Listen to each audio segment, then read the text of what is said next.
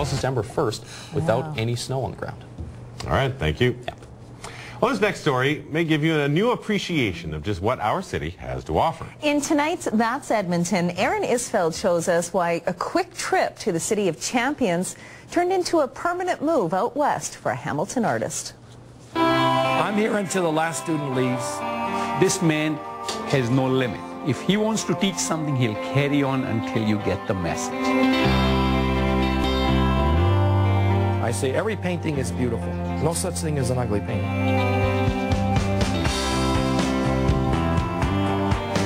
Beauty is in the eye of the beholder, and in this studio, a beautiful relationship has blossomed. I get really excited when I see this, babies.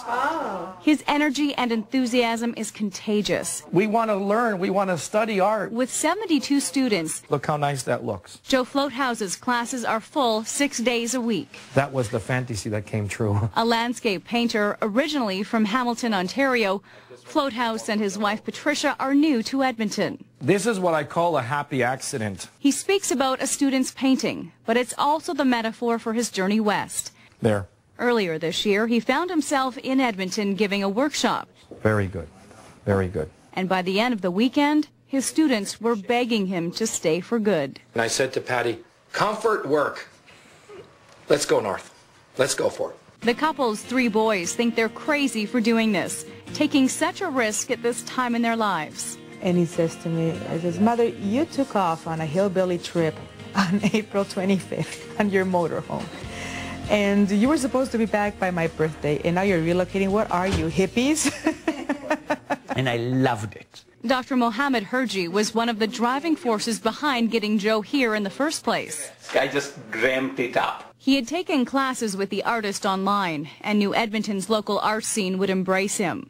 It was such a success that everybody wanted more of him. He just wanted to learn so much that he just fixed up the whole studio, and I want to be under a mentorship program. He just loves it so much. His classes are all full because everybody wants what he has. And the only way we're going to get better as artists is if we have somebody like Joe that will say, here I am, learn from me, and I'll be happy to teach you. And let's make the rock formation here our focal point. In all his years of teaching, Joe has never experienced this outpouring of support. See, I felt I had all this knowledge locked up and no way to share it. So we know that nobody can paint that first hour when I'm lecturing because that's on me. Joe sees why Edmonton is the cultural capital of Canada.